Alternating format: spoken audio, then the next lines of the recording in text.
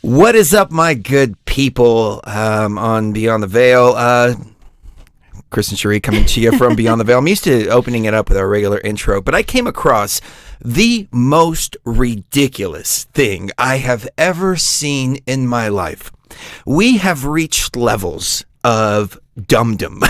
Stupid. Levels of stupid. I'm just coining a new term for this. This is dum-dum. Dum-dum. Not dum-dum, but dum-dum. Dum-da-dum-dum-dum. It is absolutely absurd. This article that came out of the New York Times, and I wanted to take a moment to go over it because it's ridiculous. Now, we might get into some Beyond the Veil type stuff a little bit later in the show during the Patreon section, but I don't know how long we're going to keep the show going for. I do want to apologize to everybody if I had a little bit of a low frequency yesterday. I had my daily ration of hookers and blow this morning, and I'm feeling much better. So thank you for raising the frequency. Thank you for raising the vibe out there. And I read a lot of the comments, and there was a lot of love.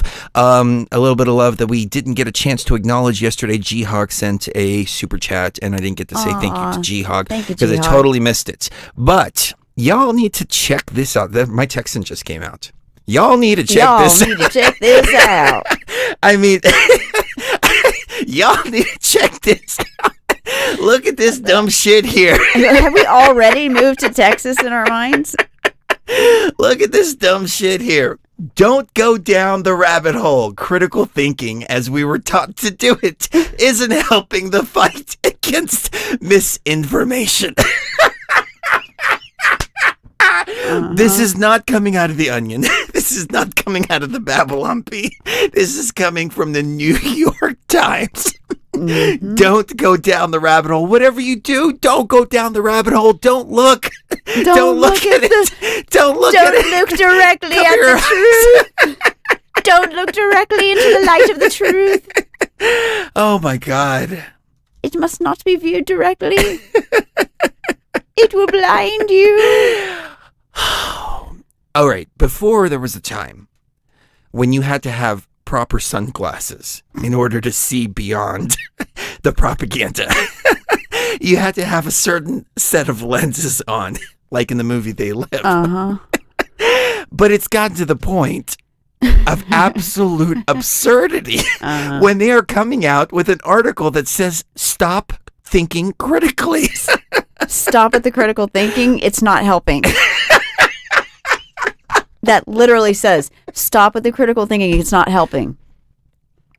That's exactly what it says. And this guy right here, who doesn't look like a real guy, that's just my opinion. No, that's a bot. It looks like an AI bot. I think most of these people are. They're amalgamations of different faces, and they come up with these fake people.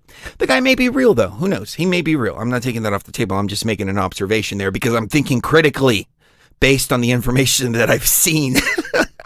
And just based on the simple fact that what kind of journalist would write something like critical thinking, as we're taught to do it, isn't helping the fight against misinformation?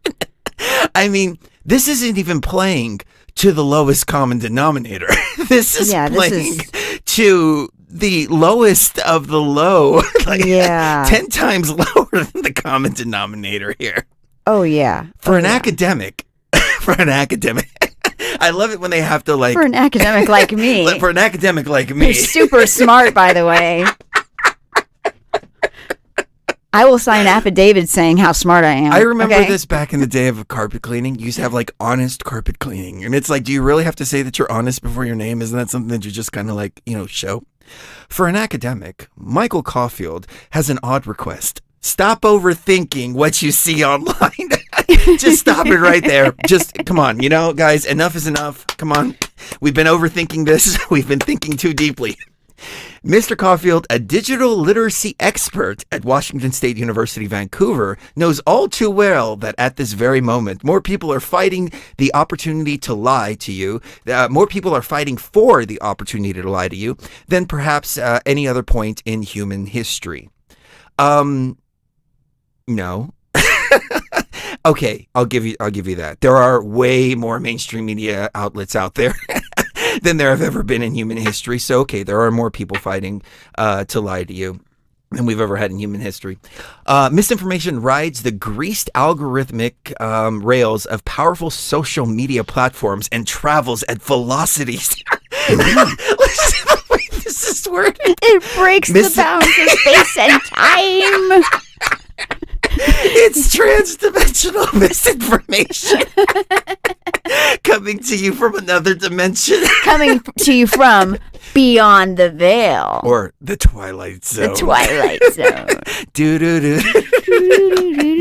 Misinformation rides the greased algorithmic rails of powerful social media platforms and travels at velocities and in volumes that makes it nearly impossible to stop. That alone makes information warfare an unfair fight for the average internet user, because we're so weak and we're so dumb that we're going to fall for articles that say stop critical thinking. Stop critical thinking right now. It's not helping. That alone makes information warfare. Oh, I already read that. But Mr. Caulfield argues that the deck is stacked even further against us. So just rip your brain out right now. Just take it out of your head. Just saw it off right here. Just remove your brain, or either that or go take a vacation. How about that? How about that? Just go take a vacation. Okay. Yeah. Go take a vacation. The way that we're taught from a young age to evaluate and think critically about information is fundamentally flawed and out of step with the chaos of the current internet. That's insane. I can't get through this with a straight face. I'm trying really hard, ladies and gentlemen. I really am. No, I'm really not. We're taught that in order to protect ourselves from bad information, we need to deeply engage with the stuff that washes up in front of us. It just washes up, just like trash in the ocean. It just washes up on your Facebook. Where did it come from? A massive dump. Where did it come from? It washes up on every fucking Facebook post that I post. I know that for sure. I see the crap at the bottom of my Facebook post. Click here for COVID-19 information. You know, all that bullshit. This post has been fact checked. Yeah, okay, it does wash up. It washes us up completely and totally unwarranted, unwanted, undesired, and usually against the will of the person who is posting it. He suggests that the dominant mode of media literacy, if kids get taught any at all, that is that you'll get imperfect information and then use reasoning to fix that somehow. But in reality, that strategy can completely backfire. So remember, your strategy of using reasoning to fix the information that you're getting or to think through it is a strategy that will backfire. It will backfire.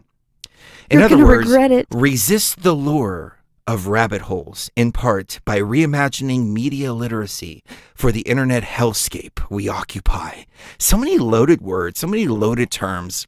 You know, I mean, emotionally loaded terms. Misinformation rides the greased algorithmic rails of powerful social media platforms and travels at velocities in the volumes that make it nearly impossible to stop. You're going to hit a brick wall. Right. And then reimagine media literacy for the internet hellscape that we occupy. It's a hellscape. It's a hellscape. Somebody help us from this hellscape. It's often counterproductive to engage directly with content from an unknown source, and people can be led astray by false information. It's often counterproductive to engage directly with content from an unknown source. Don't look directly at the light. Don't look at it. Don't look into the light, Carolyn. It reminds me of those memes, you know, like, Jimmy, don't look at that. Don't look at that. It's too late, Mom. Too late, Mom. Too late. 9/11 was an inside job. Uh-huh. I'm not taking a vacation. Uh-huh. The zombie virus came from Wuhan. Influenced by the research of Stan Weinberg, I don't know why that's not surprising, a professor at Stanford, Stanberg. We'll just call them all Berg. And Sarah McBurg, an assistant professor from the University of Maryland. Bergenstein, yeah. Mr. Caulfield argued that the best way to learn about a source of information is to leave and look elsewhere, a concept called lateral reading. So just leave. If you see something, just leave and look elsewhere. Okay, just if you see something, just ignore it. Don't even look at it. Walk away. That is key, okay? Walk away, don't look directly at it. Fight. Don't look at it. Don't look directly read it. at it. And whatever you do, don't think about it. Yeah, don't even think about it. For instance, imagine you were to visit Stormfront, a white supremacist message board, to try to understand racist claims in order to debunk them. Even if you see through the horrible rhetoric at the end of the day, you gave that place, however, many minutes of your time, Mr. Caulfield said. And with good intention, you run the risk of misunderstanding something because Stormfront users are way better at propaganda than you. Who do they think these Stormfront users are?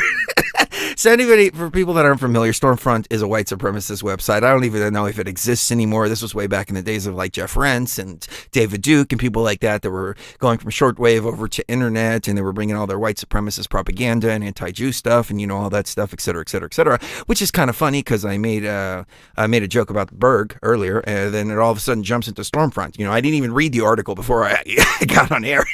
I didn't want to. I wanted it to be just as much of a surprise to me as it is to you. But somehow we're kind of thinking in the same dynamic here. Along the same vein. For some reason. Yeah. I don't know why. I'll let you guys and gals out there decide. But our current information crisis, it's an information crisis. There's like the border crisis now. It's like the opioid crisis. The misinformation. The misinformation crisis. It's a crisis. It's a war on misinformation.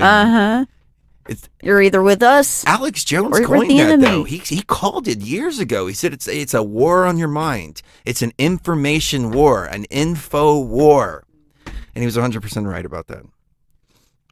The goal of disinformation is to capture attention, and critical thinking is deep attention. People learn to think critically by focusing on something and contemplating it deeply to follow the information's logic and the inconsistencies. So whatever you do, don't do that. Don't think too deep about anything. Don't try to find inconsistencies in anything that you read out there. As a matter of fact, don't even read anything. Just pluck your eyes out right now, okay? But better yet, you need to plug your ears with butt plugs because you might hear something. Just a total bird box, okay? Bird box, yes. Perfect. Just one word, bird box. That's what everybody needs to do. That's going to be the next CDC guideline. Everybody has to walk around with earplugs. and blindfolds and the mask. Oh, my God. That natural human mindset is a liability in an attention economy. It's an attention economy. People make money off of your attention, or your attention is what is worth. You know why they're paying attention to the attention economy? Because the real economy sucks. It's terrible. They don't want to. The stock market is rigged. Gas is $5 a gallon. Food has gone up 40%. Rent has gone up 40%. So yeah, take the focus off of the real economy and let's create the attention economy. This ambiguously termed attention economy, whatever the hell that means. Oh my God! Like what does that even mean? I guess they're finally getting to the root of the issue here, which is that they see us as human resources. We're not human beings to them. We are human resources to them. And our attention spans are now even being considered as part of the economic resources of this country. That is how disgusting it's gotten. So, attention economy. The natural human mindset is a liability in an attention economy. It allows grifters, conspiracy theorists, trolls, and savvy attention trolls, I know all about them, and savvy attention hijackers to take advantage of us and steal our focus. Because you know what? By the time 2024 comes around, that's all you're going to have left is your focus. Because everything has just imploded to shit. Everything else is gone. So they're already priming it and saying, okay, you're not going to have anything. You're not going to have any money. Your house is probably going to be foreclosed on. You're not going to have any food. Your only commodity that you're going to have is your attention. It's so don't let them steal your focus. You're going to have a lot of time on your hands. Whenever you give your attention to a bad actor, you allow them to steal your attention for better treatments of an issue. And give them the opportunity to warp your perspective to a bad actor. A bad actor like all the bad crisis actors. I don't know. Can I say that word? I don't know if I can say that word. We're living in 2021. Maybe not. I got an idea. I don't think we can. The attention crisis actors. There we Yes, go. the attention crisis actors. The misinformation crisis actors. There you go. Boom. Take that, AI. One way to combat this dynamic is to change how we teach media literacy. Internet users need to learn that our attention is a scarce commodity that should be spent wisely. In 2016, of course, why did everything all of a sudden happen in 2016? Why? Just miraculously, this new scientific breakthrough of misinformation research that's changing the human consciousness was created in 2016. Coincidentally. It just happened to just come right before a massive dump of misinformation. And to this day, everyone's trying to figure out, where did it come from? Did it come from Russia? Did it come from China? Did it come from Afghanistan? This sounds more like a situation like when a boyfriend and girlfriend are together and the guy tells the girl, you might hear from a girl in the next couple weeks that, I cheated on you with her. Don't listen to her. She's so full of shit. She has no idea what she's talking about. I don't even know that girl. Okay? I don't even know her. All right? Just ignore this number. Like, you see this number pop up on your phone, just completely ignore it. Just push the X there. I just push the X. That's how stupid. It sounds exactly like that. Yeah, that's what it was. Like, they're like, look, all right, guys, you're gonna get some info. All right, it's gonna be bad. All right, you don't even want to look at it. I'm just letting you know up front. I'm just warning you about it before you come across it. In 2016, Mr. Caulfield met Miss Weinberg, who suggested modeling the process after the professional fact checkers asses information. I know it says assess, but I'm still saying asses anyways. The way professional fact checkers assess information. He modeled it after the process the way professional fact checkers assess information. By just making it up as you go along. Whatever fits the narrative, ignore the facts, don't overthink it, just write whatever. I can attest to this myself firsthand. USA Today did a hit piece on me. They took 24 hours to write it. 24 hours to write a hit piece on me, and they did it just like that. Probably used a bot. Not a bot, That's how researched it was. An intern that was using a fake alias and, all that stuff. We're going to find that out, though, eventually. But anyways, there's 4 simple steps. This is how the fact checkers work. First of all, stop. Just stop, okay? Just stop reading, stop thinking, stop everything. Investigate the source, because the number one rule of critical thinking is don't judge the information by its source, judge the information by the information itself. But stop doing that. Stop doing that. Stop doing that. Investigate the source. Yep. Find better coverage. How do you know you have bad coverage if you're not even looking at the coverage to begin with? That's kind of like, this is how the fact checkers work. Yeah, this is the mental gymnastics they're asking you to do. And find a better coverage. Well, wait a second. I thought we weren't supposed to look at it. I thought the first thing we're supposed to do is just stop. Is stop looking at it entirely. Stop looking at it. So if I'm not looking at it. Like, I can't see it. All right, hold on. I got to investigate the source here. Where's the source? That's what the New Age has been going on and on about. The source. Uh-huh. Oh, they've been walking around like this going, we're going to return to source. We're going to return to source. Where's the source? We need to investigate the source. Investigate the source. And meanwhile, we're using our third eye and going, you are the source, motherfucker. Or anyway. At least I know I am. But I don't know, maybe you're not. Trace claims, quotes, and media to the original context. Now, I would have to disagree with this one. Yeah. Because when you're running a propaganda machine, you definitely do not want to go to the original context. If so, Trump would be president for the next 40 years. Because they took everything that he said completely and totally out of context. Even on some clip that we played on the show yesterday. And I actually watched the full context and I was like, oh, well, of course. But see, the thing is, though, you have quote unquote truthers now doing the exact same shit that the mainstream media has been doing, taking little sound bites and just running with them. So this is like, in my opinion, a big no-no to do when you are, this is part of critical thinking. Like, like going to the original context, that's like part of critical thinking. So there's a lot of like double speak, syntax errors going on here. Otherwise known as sift. Like sifting through crap? Like sifting through crap, yeah. Like sifting through litter boxes. Stop, investigate the source, find better coverage, trace claims, quotes, and media to the original context, otherwise known as sift. They just explained a lot of CNN's viewership. It was a massive right dump. there. To this day, everyone's trying to figure out where did it come from. All right. Should we continue with this? I think we should read this. Why don't you read a little bit of it? Because I'm laughing too hard. All right. Mr. Caulfield walked me through the process of using an Instagram post from Robert F. Kennedy Jr., a prominent anti-vacationer activist, falsely alleging a link between the human HPV and cancer. If this is not a claim where I have a depth of understanding, then I want to stop for a second. And before going further, just investigate the source.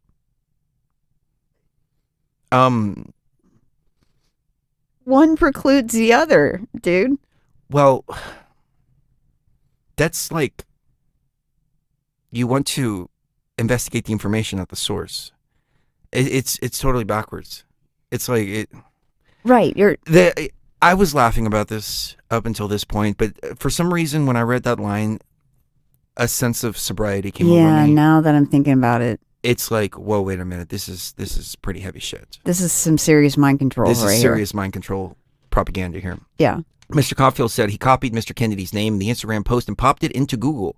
Look how fast that is, he told me as he counted the seconds out loud. In 15 seconds, he navigated to Wikipedia and scrolled through the introductory section of the page, highlighting with his cursor the last name, which read that Mr. Kennedy is an anti-vacation activist and a conspiracy theorist.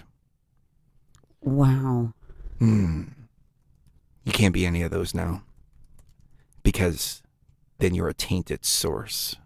Your source has been tainted. Right. And so this is where problems with ego and ego-based programming comes into play, because this is where, people like, can you imagine how much influence, say, someone like Britney Spears would have been able to have had she not had the whole head shaving incident happen? If that hadn't happened. Michael Jackson? Can you imagine how much influence Michael Jackson could have had it not been for the whole child thing? No, not even that. Or his even death. or his death, the way it happened. Because he was starting to come out and he was starting to talk a lot. He was starting to. And his last thing, one of the last famous songs he released was, "All I really want to say is that they don't really care about us." And right. You have somebody as unifying as Michael Jackson. You can't have him talking about the new Earth order. Right, exactly. Is that a good word? That's a good way to put it. Okay. Yeah, that's a really good way to avoid. The new sheep herder. The new sheep herder. That's really good. I like that. We have before us an opportunity to forge. For ourselves and for future generations. A new sheep order. A pasture where all sheep are free to do as we say. To do as we tell them. A greater pasture of unity and diversity and critical thinking with no thinking at all. Critical thinking while stopping thinking. Which you can do. Think critically by stop thinking. Hard enough. He probed deeper. He probed deeper. He probed deeper. Hold on, I'm going to read. No, you read it. You read it in a sexy voice. Okay, I'm trying to open the It's right link. here on the screen. Here, okay, he probed deeper into the method to find better coverage by copying the main claim in Mr. Kennedy's post. Ooh, oh my God. Oh, my nipples are getting so hard. Pasting that into a Google search. I can imagine the whole South Park episode where he's rubbing his nipples while he's saying it. That's what I was thinking.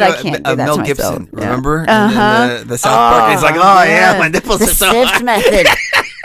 Oh, the instructional teaching unit. Oh, it's been Either picked that- up by dozens of universities. Or the cable guy. Remember when they go to the cable office? Yeah. And they're like, that's what I was that's imagining. okay. Yeah. Is the SIFT method. Oh my God! Yes. Oh no, if it weren't for that SIFT method and the instructional teaching units, maybe the fact checkers wouldn't be able to take your post down. Oh. Yeah. The 4 steps are based on the premise that you make a better decision with less information.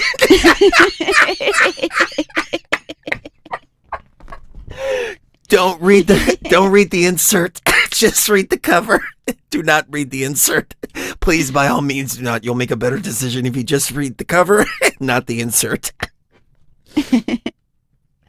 Also, spending 15 minutes to determine a single fact in order to decipher a tweet or a piece of news coming from a source you've ever seen before will often leave you more confused than you were before.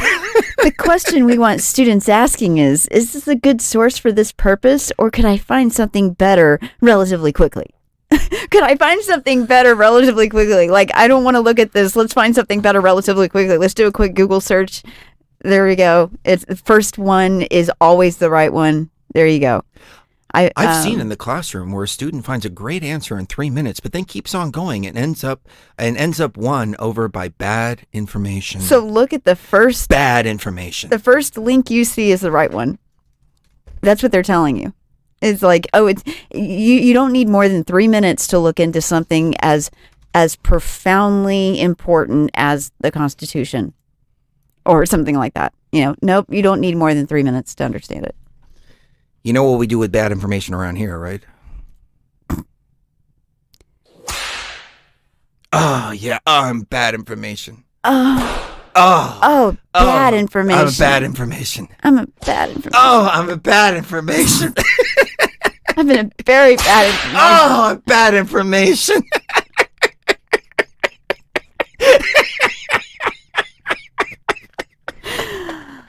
Oh, New York Times. Y'all are so funny. I can't believe that this isn't coming out of the Babylon Bee. Yeah, I know.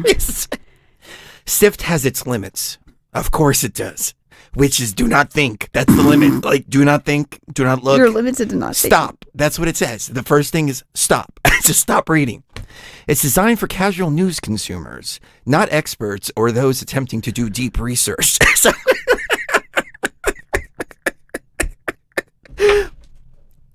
casual news consumers. Casual news consumers. Like, you're just eating it like a box of cereal.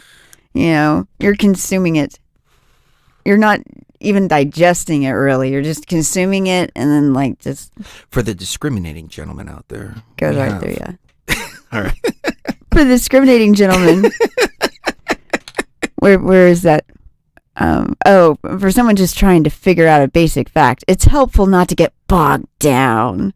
We've been trained to think that Googling or just checking one resource we trust is almost like cheating. But when people search Google, the best results may not always be first, but the good information is usually near the top. What did I just say? The good information is usually near the top. Often you see a pattern in the links of a consensus that's been formed, but deeper into the process, it often gets weirder.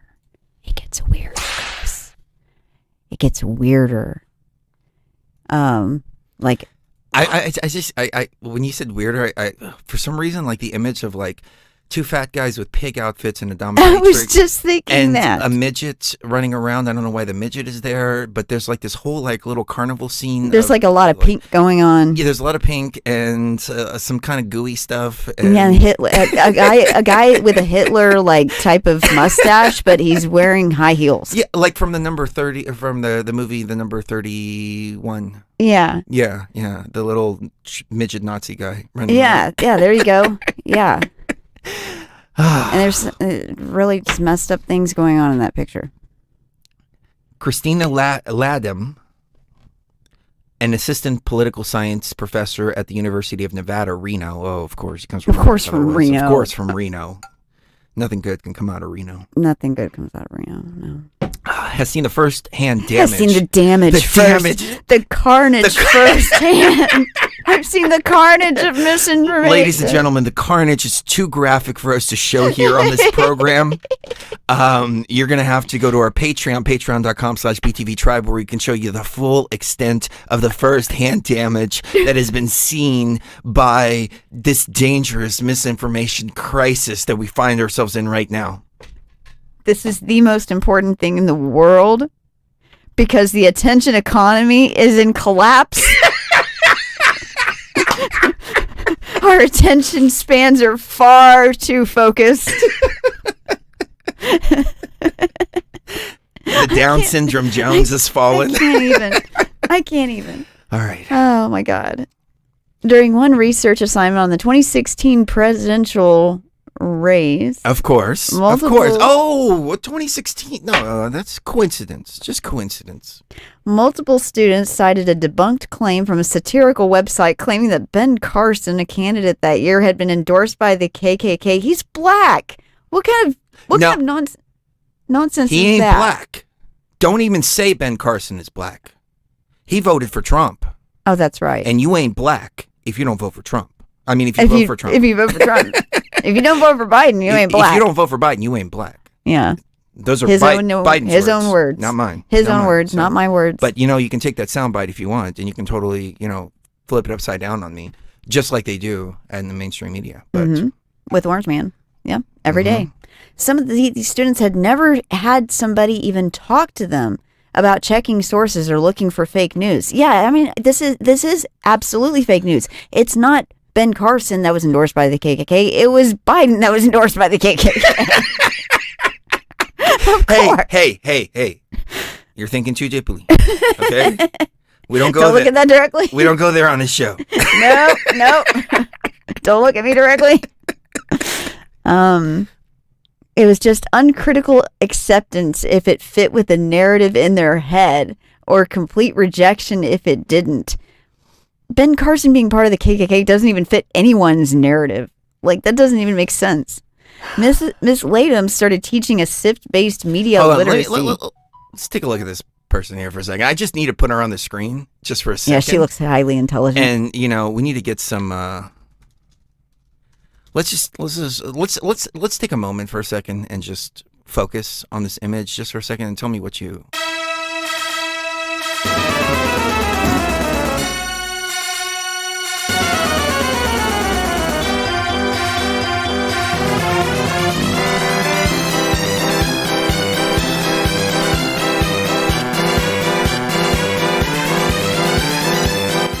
All right, so now that we've had our moment of silence, I heard clown music. I don't know if anybody else did, but when I focused on that picture in that moment of silence, clown music came through. I don't know why. Yeah, it was came weird. Into my head. And it was little Nazi clowns that are midgets that are running around, who are black on top of that. And they look like Ben Carson. Yeah. And they're doing Heil Hitler signs with KKK hoods on. While smoking marijuana. While smoking marijuana cigarettes. The unit is short, only 2 weeks long. Her students, Ms. Latham started teaching a SIFT-based media literacy unit, more like media illiteracy unit, in her political science classes because of the method's practical application.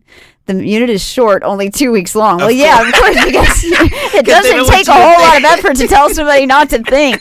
They don't want you to think too deeply on it. Like it's just a quick 2-week class. You'll be a PhD just by the sign end here. of it. Just sign here.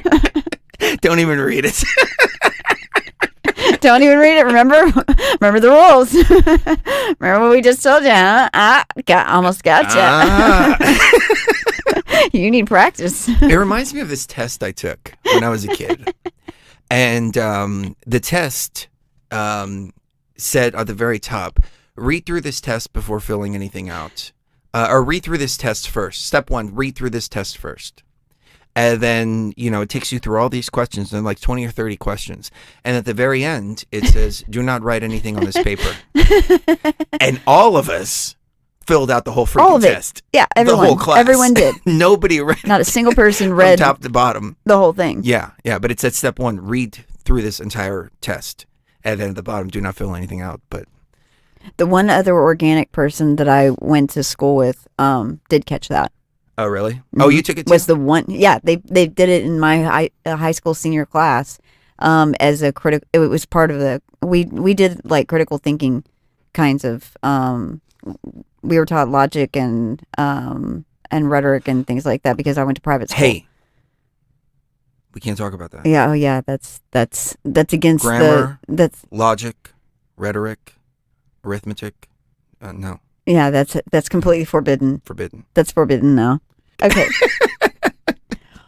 Ooh. Anyway. This is where this is going, though. Yeah. It's like, you're going to have to go to concentration camp if you think too much and if you exhaust all of your resources in the attention economy. You're going to concentration camp.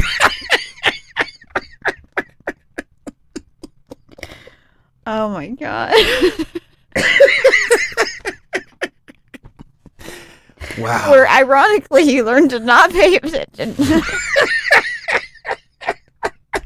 It's like the epitome of double You are speak. here to learn how to concentrate On not nothing. concentration. You are here to learn to not concentrate on Now the new age not makes concentrating. sense. Clear your mind. Think of nothing. Do not think of anything.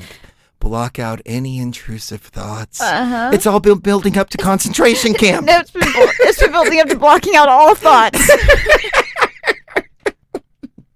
All right. Man, I've just been unhinged today. I All do right. need to take a quick break here in a second. Do you? Yeah. Do you have to pee? Yes.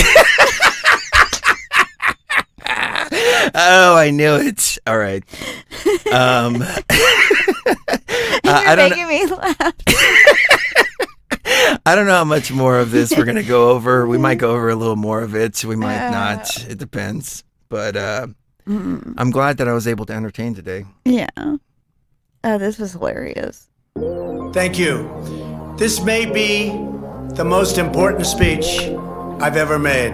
Well, it's about time. It was a massive dump, and to this day everyone's trying to figure out where did it come from. Massive dump, wow, in the Senate, and this is just the tip of the iceberg. Massive dump, and to this day everyone's trying to figure out where did it come from. Massive dump, wow, but I went from leading by a lot to losing by a little. We used to have what was called Election Day. Now we have election days, weeks and months. Lots of bad things happened. What can I say? Wow, it was a massive dump. Our country cannot live with this election. Right now, we're worried about the present and what went on with an election that we won without question. In Pennsylvania, large amounts of gum. All over the country, gum. Nevada and California said gum.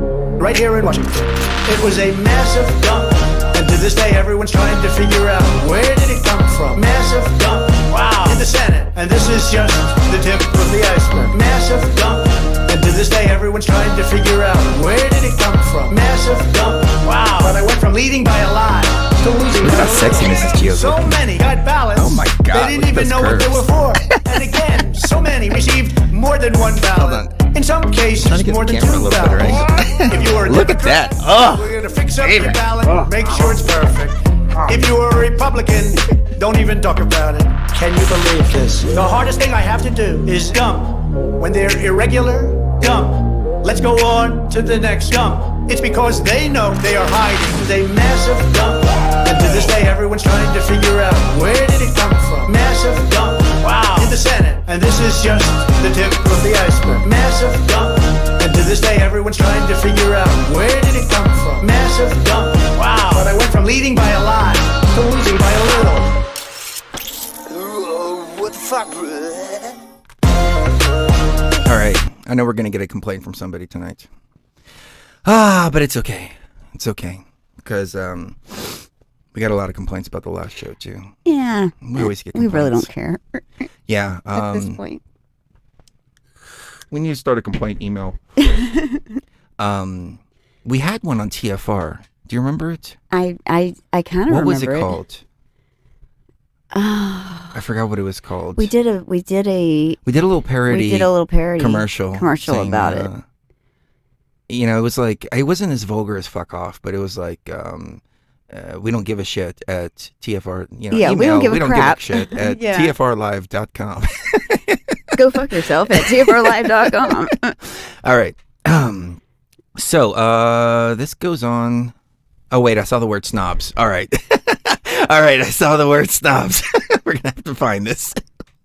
And conspiracy theory, too. So the students are confused when I tell them to try and trace something down with a quick Wikipedia search because they've been told not to do it. Just search it down with a quick Wikipedia search. That's it. Just a quick wiki search. That's it. You know, if you watched our show about government censorship, you'll know that Wikipedia is tied into this whole thing. Just a little side note there on a serious note. Mm-hmm. But they're confused. They're like, we don't know how to do wiki searches. We don't know. No, we don't know. Well, if your students are confused about how to use Wikipedia, then you're a failure as a teacher. Yeah, you have. Jesus fucking Christ. You can't even teach them how to use Wikipedia? And you, anyways, sorry. Are you even teaching them how to read? We have to question everything at this point. Like, are you teaching them how to read? Twin Flame Divine Fire is in the house. Hey guys. They remember, okay, it was Tough Titty at tfrlive.com. At tfrlive.com. Yeah, if you have a problem with the censorship, please email us at toughtitty@tfrlive.com. Or if you have a problem, if you want something censored, please email us at toughtitty@tfrlive.com, and we'll be sure to not answer your emails. It was something like that. It was when we had this really diehard Christian guy on, and his wife was complaining about fucking everything, man. She was complaining about the ads. She was complaining about we do like these 2-minute Onion news breaks, and she was complaining about those. And I was like, look, I don't complain about all the freaking hate that you freaking spew during your 2 hours, okay? Right. We have 6 minutes out of the hour, which is the 27 to 30 minute mark and the 57 to 60 mark, or 00 mark. That's our time. The rest of the time is yours, okay? You can spew all your hate there, it's fine. Ugh. Yeah, it's insane. So, it really is. I the show that we did yesterday, it wasn't just, just thought up, just off, off the top. It wasn't based on any bias. It was something that I've experienced over and over and over again for a long time. Very long time. It was a long time coming, so. Yeah. Not for research papers, but if you're trying to find out if a site is legit or if someone has a history of conspiracy theorists, then you show them how to follow the page's citations. It's a quick and effective, which means it's more likely to be used. So if you have a history of conspiracy theorists. Well, and it teaches children and young adults that the quickest and most effective way is always the best one. The quickest way is always the best one. The most efficient way is always the best one. As a journalist who can be a bit of a snob, as a journalist who can be a bit of a snob about research methods, it makes me anxious to type this advice. It's very shallow and pedantic. It's shallow and pedantic. Use Wikipedia for quick guidance. It is shallow and pedantic. Spend less time torturing yourself with complex primary sources. Spend less time torturing yourself. Hold on. Didn't they say to go find the context of whatever you're reading? But no, isn't that part of the shit process or whatever process? No, the shift process. Sift process. The sift shit process is supposed to be simple primary sources, not complex primary sources. So that's where they get you, because they want you to do in 3 minutes or less. You've got 3 minutes or less to look up the sources. Anything more than that, and you're getting into conspiracy theorist territory. No. Anything more than that, and you are losing valuable attention. Oh, yeah, that's right. And you need to save that attention. It's a valuable resource. It could be much better spent on other things like where to get your free hot dog after you get your vacation. I mean, realistically, this makes sense. I mean, you want simple carbs, but you don't want complex carbs. It's just like this. You want simple sources, there you go. But you don't want complex sources. Yeah, it makes total sense, because it's what plants crave. Yeah, it's what plants crave. Exactly. And brought to you by Carl's Jr. Mm-hmm. Yeah. A part of my brain hears this and reflectively worries these methods could be exploited by conspiracy theorists. Like if they read it on air and make fun of it for 2 hours straight. I can't believe we dragged this out for this long. I'm really surprised. But listening to Miss Latham and Mr. Caulfield describe disinformation dynamics. And oh my God, they've even created a new branch of physics called disinformation dynamics. You guys, it's a new branch of physics even. Like this is wild, you guys. It's like a whole new reality has formed since 2016. What the hell happened to the world in 2016 that was so monumental that it required a change in the quantum field itself? A rift shattered the quantum field and time stream continuum in 2016 that outsprung. I forgot the term, and I don't see it on my screen anymore. Something dynamics. Disinformation dynamics. Disinformation dynamics. Welcome to Disinformation Dynamics 101. Mm-hmm. When the impact of Orange Man getting into office meets the impact of like me have it backwards. Yeah, you've got it backwards, bro. In a lot of ways, you've got it.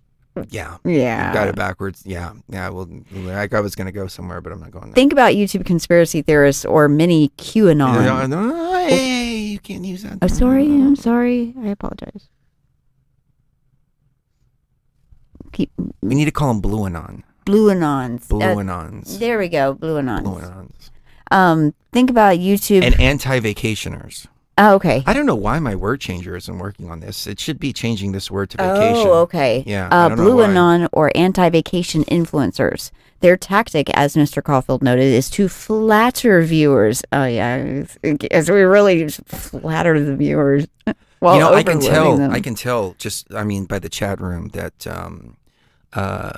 Sony out there just is wearing a beautiful dress tonight. And Notorious Neil. I was looking gorgeous. Man, those glasses are just, off the chain. And Amelia, wow, just looking stunning tonight. Yep. In Infinite Corridors. We're just flattering her. We're just flattering you guys for 3 hours. It literally says their tactic is to flatter viewers while overloading them with 3-hour videos. Who else's conspiracy there's to do 3-hour videos? Twin. Laced with debunked claims and pseudoscience. I do 4.5 We do 4.5-hour videos, okay? As well as legitimate information. Oh, well, they're not getting the Patreon.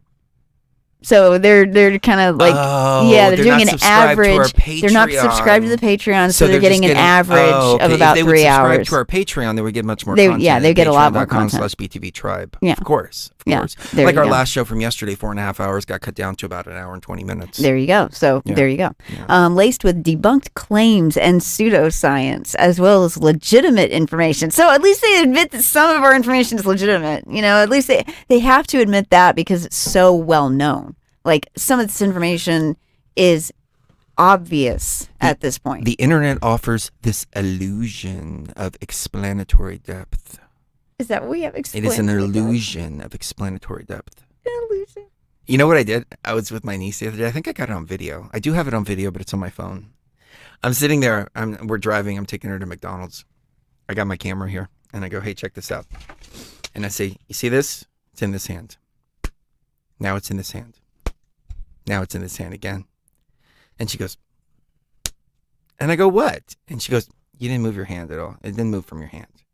And I said, "Well, then how did it get to the other hand and back to the other hand?" And she's like, "Uncle Chris, you're such a dork." It's like, I was like, she's a smart sweetie, cookie. It's just an illusion. It's an illusion of explanatory depth. Don't think about it too much. Just go with it, okay? Just run with it. Until 20 seconds ago, you never thought about, say, race and IQ, but now suddenly somebody's treating you like an expert. It's flattering your intellect. No. Until 2020, I didn't think about race. I never thought about that. I didn't think about race, but I thought about IQ. I thought IQ a lot. Yeah. And, But now suddenly... That's one thing I don't like to think about too deeply, because when I think about it too deeply, then I realize how many fucking morons there are in this world, and I'm like, Right. And now suddenly somebody's treating you like an expert. It's flattering your intellect, and so you engage, but you don't really stand a chance. What does that mean? You don't really stand a chance? As if like we're predators that are just waiting to pounce on you with flattery and get you to like. So, Mrs. believe Gio, us. I hear that you do Beyond the Veil. Why don't you have a seat? Why don't you have a seat right there? Why don't you have a seat right now? Yeah. So let's talk about this chat room. Let's talk about this chat room. So you have many followers. What are your intentions with these followers? So we have a branch of science, and we trust the science, don't we? We trust the science. We trust it. And we have a branch of science, and it's a new branch, and it's called disinformation dynamics. And according to this branch of science, you are one of those people that is a predator. You are a disinformation predator. You flatter your listeners and to butter them up, and then you get them to believe in nonsense such as the truth. And everybody knows. Well, you should know. I don't think that the general public knows, but you should know that if the party says 2 + 2 = 5, 2 + 2 does equal 5 because the party says so. Now the general public out there doesn't realize this, and we don't want them to know this. That's why you're in room 101 right now. What he described as a kind of informational hubris we have that is quite difficult to fight.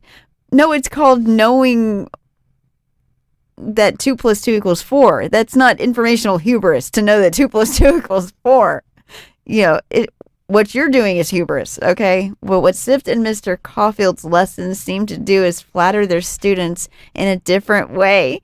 Why are you not watching 16-second videos on? You're coming on a little strong there, okay? Like, hold on. Like, I've had girls do that to me, and it freaks me out. And it shouldn't freak me out as a guy. I should be flattered, and I appreciate directness, but still, it's just human instinct to be a little bit freaked out when somebody's so direct.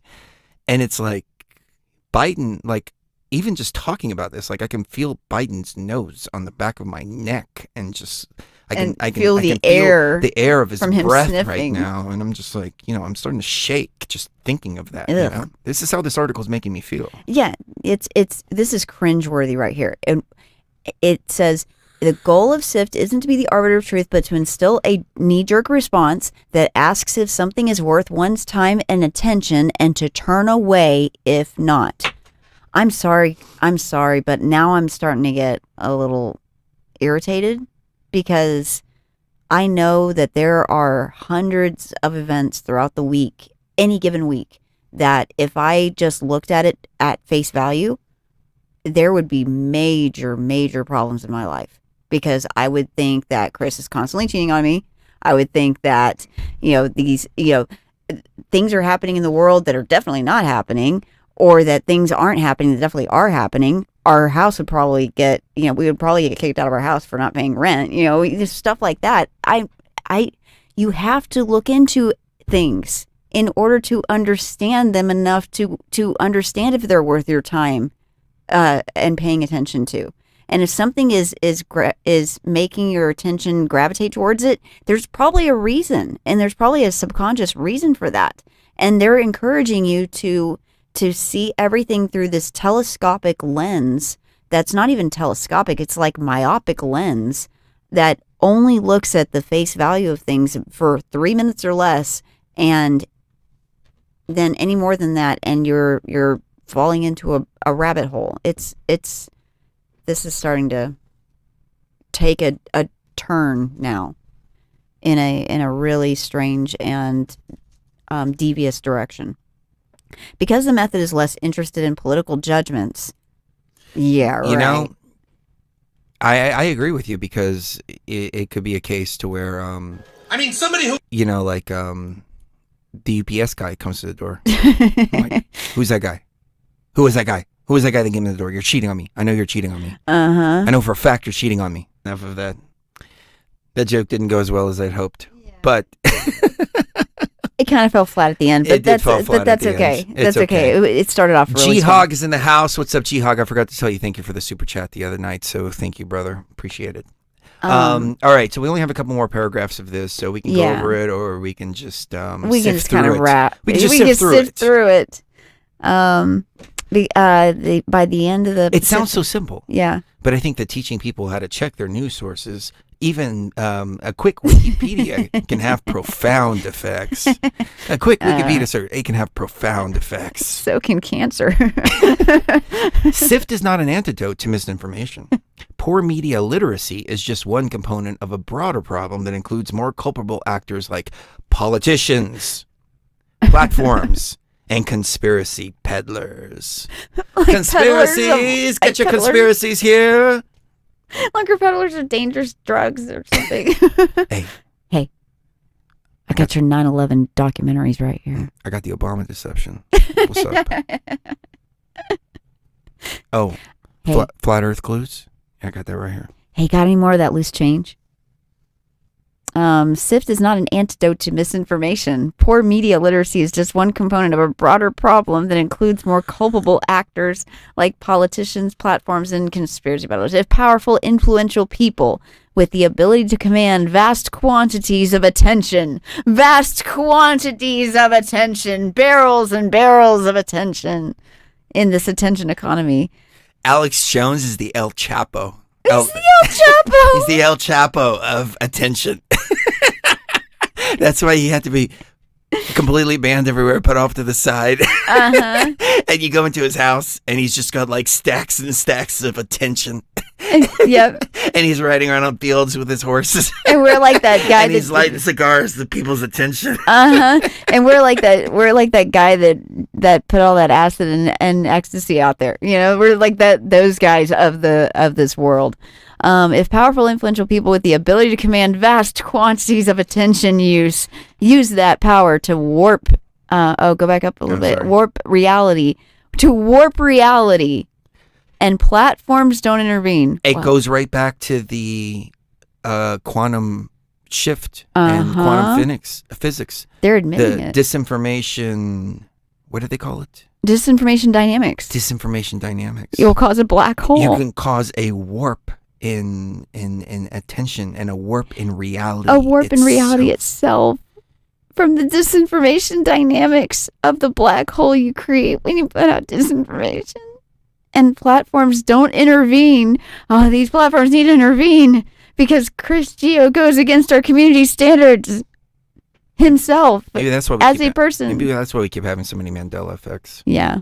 People are warping reality. They're warping reality with disinformation dynamics. Disinformation dynamics. No mnemonic device. Whoa, wait a second. It was Berenstain, not Berenstein. Or it's Berenstein, not Berenstain. We got a problem. Must be the disinformation. These people are just warping reality with it. Yep, it's Disinformation Dynamics 101. Most important, it urges us, it says, but no mnemonic system can contain them, but SIFT may add a bit of friction into the system. Most important, it urges us to take the attention we save with SIFT and apply it to issues that matter to us. Yeah, like BLM and, burning down buildings and rioting in the streets during the summer. Right now, we're taking the scarcest. Now you have to read it with more. Right now, you gotta look. You gotta look directly in the camera. I can't look directly in the camera. I can look at this camera. I can look directly in the camera. Okay. Right now, we are taking the scarcest, most valuable resource we have. Not oil, not opium, not, anything like that. Our attention. And we're using it to try to repair the horribly broken information ecosystem. Hold on. We got to do this. Here.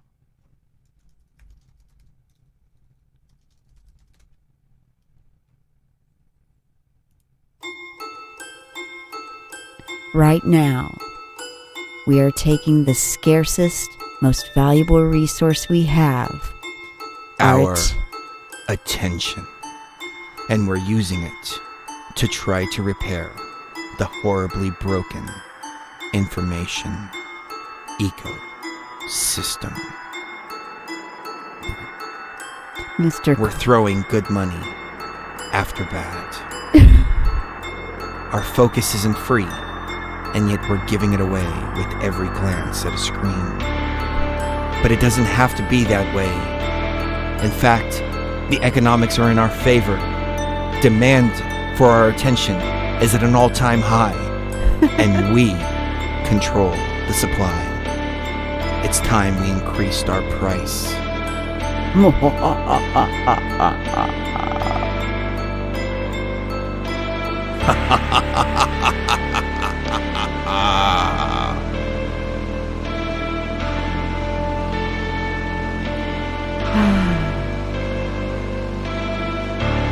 In the attention economy,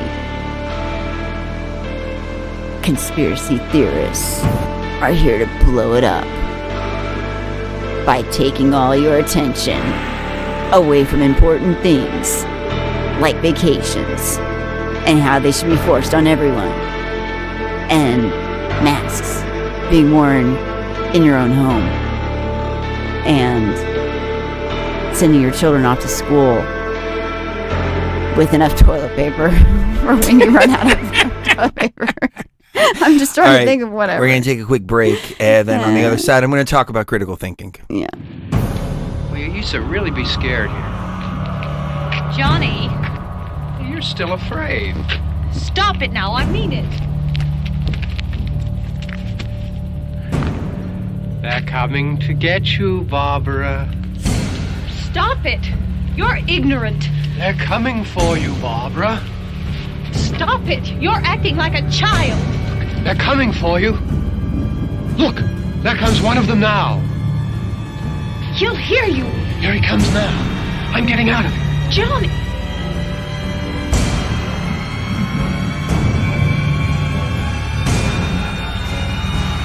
Oh, no! No! Johnny! Help me!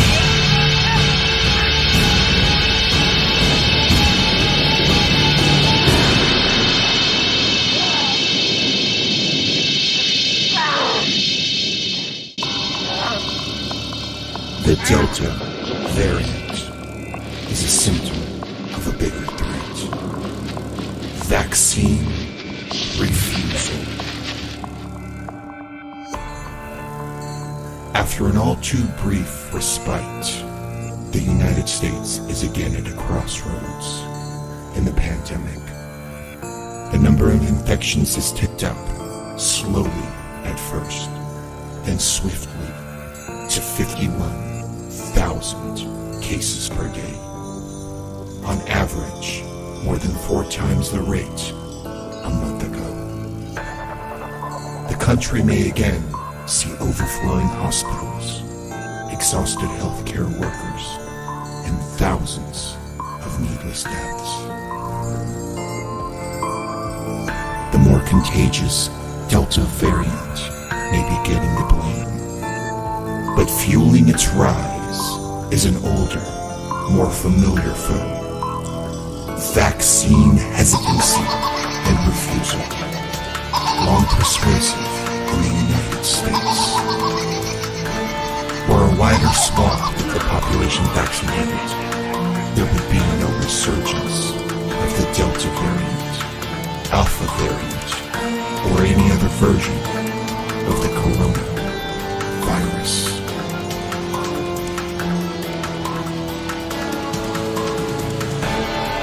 But Delta is by no means the wickedest variant out there. Gamma and Lambda are waiting in the wings, and who knows what frightful versions are already flourishing, undetected, in the far corners of the world. Perhaps even here in America. Get the full story at your #1 trusted news outlet, news.yahoo.com.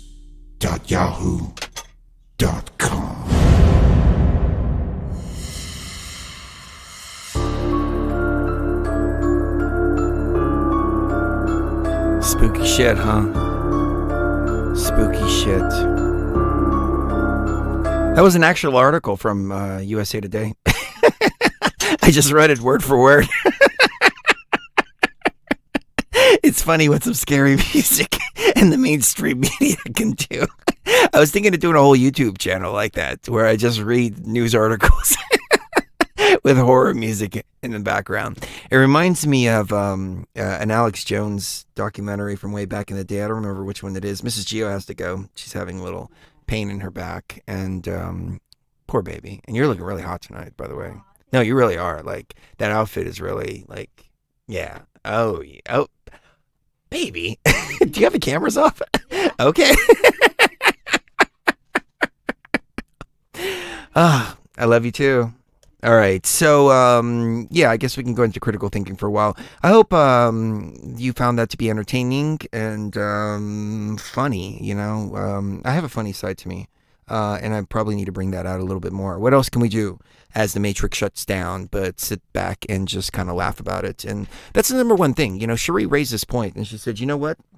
Instead of getting mad about all the stuff that the virus is doing right now, because the virus feeds on that as well, she said, you know, we should laugh at it. We should laugh at it. And realistically, I should have been laughing at the whole ChristGeo.com thing. And Cherie, I wish she was still here. She made a great reference, and she's like, you need to write them, you need to tell them to take that cross and bear their cross and get it the fuck away from your name. But yeah, no, it kind of hit me on a deep soul level, because as I explained yesterday, you know, the ancient soul going back to Egypt and them taking our gnosis, spinning it around, and then when they put a cross in between my name, that is a medieval torture device, and I had a little difficult time processing it, so I apologize for that if I was in a little bit of a low frequency, but everybody said it was a great show. So thank you. You know, you guys and gals have been just, I mean, absolutely wonderful. Our Patreons as well. I mean, we have so many wonderful Patreons. It just keeps on growing, and there's so much love, just so much love, and it's hard sometimes to take your focus off of the world crumbling down around you, and to see what's right in front of you. And what's right in front of me is nothing but love and happiness and laughter and joy, and that's all we can do in this matrix as it crumbles down. But I figured this would be a good time to go over some stuff. I hope you guys don't find it boring. I've done shows like this before, and it's kind of bored the listeners a little bit. But so I'm going to try to skip through this real quick. But it's important for everybody to understand, in my humble opinion, the trivium and logical fallacies and critical thinking, because it's something that we were talking about back in 2010, and we just assumed that everybody was kind of up to speed with all of this. And this is one of the reasons why mainstream media infuriates me so much, and especially it's gotten worse. It's got systematically worse. When I see loaded terms like and terms that are meant to ridicule, I saw a lot of it with Trump coverage. I saw a lot of it with you know, the word conspiracy theorist, for example. You know, they always have to attack the person. And attacking the person, in my opinion, is, you know, that turns me off completely. When I see ad hominem attacks, which is an attack on the person, rather than disputing whatever information it is, or even presenting some kind of information, that turns me off and makes me just not want to listen to it. So, you know, they're doing the opposite of what they're intending, but I think it works on a lot of people. But for me, as soon as I hear that, I'm like, no, this is propaganda. I'm walking away, and I'm not even going to, you know, entertain this bullshit. Logical fallacies are landmines, easy to overlook until you find them the hard way. What is a logical fallacy? A logical fallacy is an error in reasoning, often enough to warrant a fancy name. Knowing how to spot and identify fallacies is a priceless skill. It can save you time, money, and personal dignity. There are two major categories of logical fallacies which in turn break down into a... I had LASIK surgery a couple of years ago. And I think I need to go back and get a retreatment, because I haven't been able to see the screen very well lately. And you've probably seen a couple of videos with me with my dorky little glasses on, and they look very dorky. So I'm not going to go there. But I think I do need to go get my eyes rechecked. But anyways, a formal fallacy is a breakdown in how you say something. The ideas are somehow sequenced incorrectly. Their form is wrong, rendering the argument as noise and nonsense. An informal fallacy denotes an error in what you are saying, that is, the content of your argument. The ideas might be arranged correctly, but something you said isn't quite right. The content is wrong or off kilter. So we'll go into a couple of these. Ad hominem fallacy. When people think of arguments, often the first thing they think of is shouting matches riddled with personal attacks. Ironically, personal attacks run contrary to rational arguments. In logic and rhetoric, a personal attack is called an ad hominem attack. An ad hominem is Latin for against the man. Instead of advancing good sound reasoning, an ad hominem replaces logical argumentation with attack language unrelated to the truth of the matter. So we saw this with Trump calling him a racist. That's it. And unfortunately, that type of rhetoric has been repeated so much. All you got to do is just say, you're a racist. And that's it. In my eyes, when somebody does that, they've lost the argument. And whatever it is that we're discussing, I no longer want to discuss with them because they have no valid argument. Otherwise, it would be refuting what I'm saying rather than name calling. So anytime I see name calling, it makes me... what it tells me, what it speaks to me, is that the person has no valid argument. And I get name called all the time, especially on social media, Facebook, and so on and so forth. And that's two things. It's an attack on the man, and it's an attack on appeal to ridicule as well. Or, for example, what I've heard is, you have black fingernails. You have black fingernails, so you don't know what you're talking about. Well, my black fingernails don't have anything to do with what I'm saying.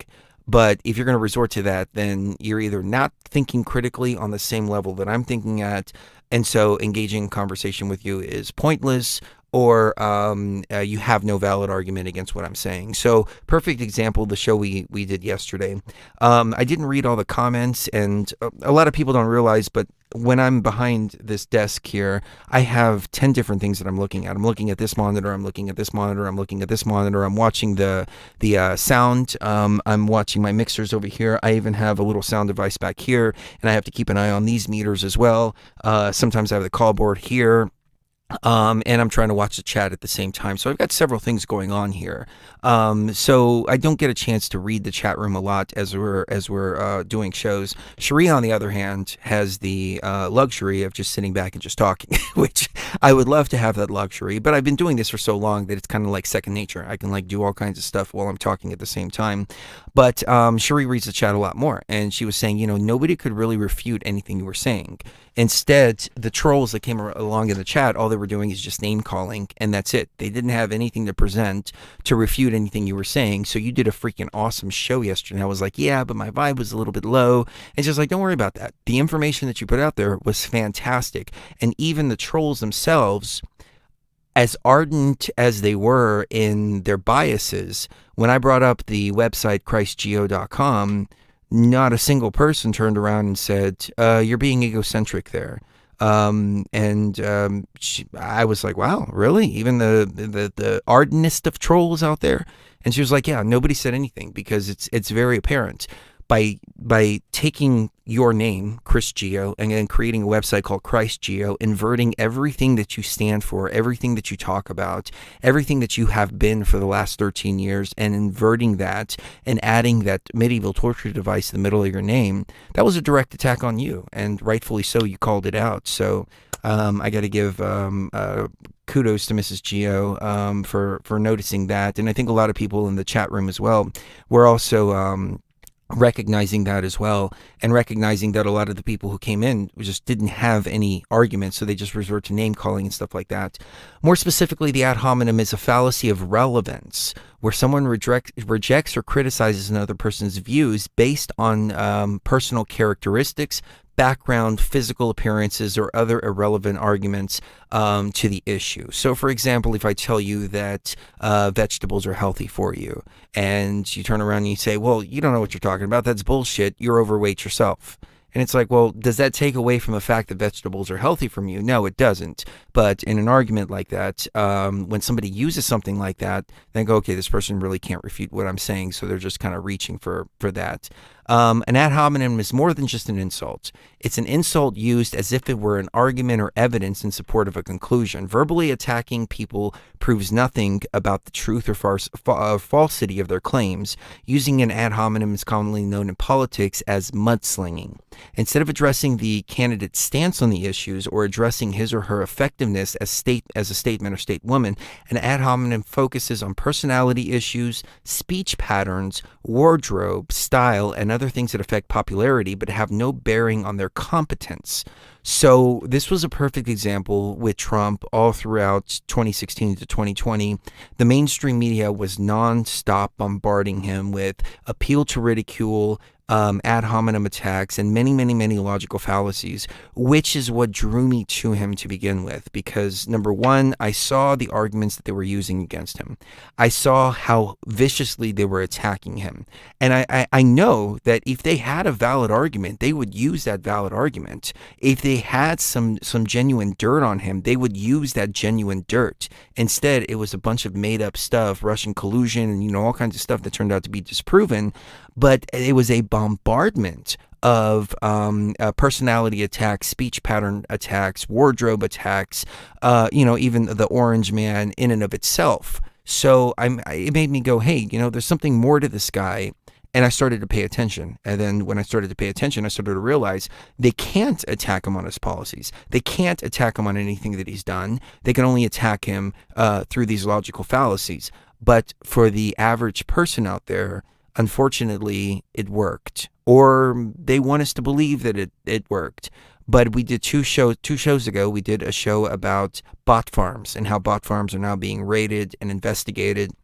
And we showed pictures of bot farms, and they literally have dozens and dozens of cell phones all hooked up to different Twitter accounts, Facebook accounts, so on and so forth. We showed a bunch of screenshots of the exact same tweet being sent out by multiple accounts that look like they're real. So all the resistance that we got in 2020, the anti-vacation, the pro-vacation stuff that we saw out there, a lot of that, the pro-lockdown stuff, I think was coming from bot accounts. And even in the chat room yesterday, Cherie was like, probably some of those people were probably bots. And one of our listeners, Michelle, I don't remember how to pronounce her last name, but she said she did a show on Twitch. And she mentioned us, and she said that we were a big inspiration to her, and she was viciously attacked in the comments. And another one of our BTV tribe in the Patreon section said, Chris, Twitch is just full of just SJWs and all of that. So just the fact that you have a personalized autograph of this man right behind you, they're going to hate you just for that. Doesn't matter what you say, they just hate you just because of that. And so they were attacking her based on that. And I want to say to her, because I totally missed it yesterday during the show, the same thing that the listener said is that do not give up. Do not give up. That's what they do. They want to try to discourage you, to make you give up from what you're doing. And, there's no need to give us props. There's no need to do any of that. If you feel compelled to, we greatly appreciate it. And we really do. But Twitter, the way he described it, is like the Reddit of YouTube. It's like the Reddit version of YouTube. Nothing but SJWs and probably a lot of bots too. So I'm really cautious about everything that I read in the comments and so on and so forth, posts and all of that, because I know that there's huge bot farms out there. Thank you very much to Sarah. Much love to you. Thank you very much for the super chat. So I don't want to go on too much about ad hominem attacks, but here's a good example, and it mentions Trump as well too. So I'll go over this real quick. The New York Daily News offers an amusing list of insults against Donald Trump: short-fingered vulgarian, angry cream style, fascist carnival barker, fuckface Von Clownstick, decomposing jack-o'-lantern, etc., etc., etc., and perhaps the most creative literacy reference, Rome burning in man form. The use of ad hominem often signals the point at which civil disagreement has descended into a fight, whether it's siblings, friends, lovers. Most everyone has had a verbal disagreement crumbling into a disjoined shouting match of angry insults and accusations. So I won't go too far. Oh, actually, there's some examples here. So see if you can tell which one of these ad hominem arguments and which one is just an insult. McDougall roots for a British football team. Clearly, he's unfit to be a police chief in Ireland. All people from Crete are liars. So obviously, example one would be the ad hominem attack, because what they're trying to say here is that he's unfit to be police chief in Ireland because he roots for a British football team. And the second one is just an insult. So straw man argument. It's much easier to defeat your opponent's arguments when it's made of straw. The straw man argument is aptly named after a harmless, lifeless scarecrow. In the straw man argument, someone attacks a position an opponent doesn't hold. Instead of contending with the actual argument, he or she attacks the equivalent of a lifeless bundle of straws, an easily defeatable effigy, which the opponent never intended upon defending anyways. So I'll give you a couple of examples of this personally. We support Trump. We always will. We don't have to agree with everything that he says, but I know one thing for sure. The Trump 2021 timeline would have been far better than the Biden timeline. And even if we did run into a little bit of inconveniences with the Trump 2021 timeline, it would be nowhere near the type of bullshit that we're dealing with the Biden 2021 timeline. And I don't think we would have the mandatory vacations on the agenda. But people were actually calling us in that chat on Twitch pro-vacationers because we support Trump. And it's like, whoa, wait a minute. No. We have nothing to do with any of that. But it's a straw man argument, creating something that's not even the person's position, just to try to attack them because it's easy to attack them on something like that. So a couple of examples. The senator thinks we can solve all our ecological problems by driving a Prius. Quite the contrary. The senator thinks the environment is such a wreck that no one's car choice or driving habits would make the slightest difference.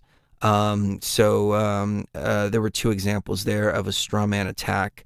I'm not sure how any of those are a straw man attack. Quite the contrary. The senator thinks the environment is such a wreck that no one's car choice or driving habits would make it the slightest difference. I guess this would be the straw man attack here.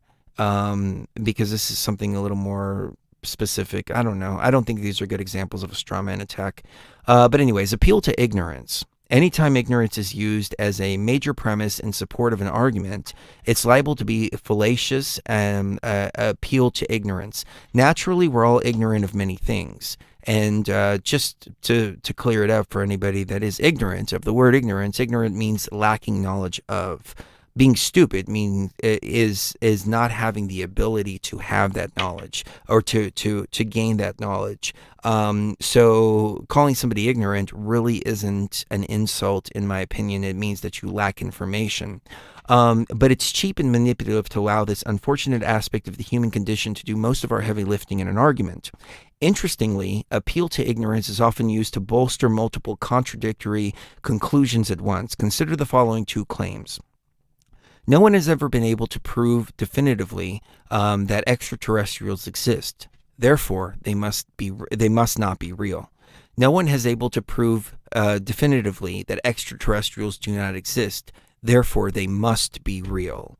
The appeal to ignorance is, in my opinion, the second one, because they're saying, well, it must be true because nobody's been able to prove the existence. It's the same argument with the religion thing.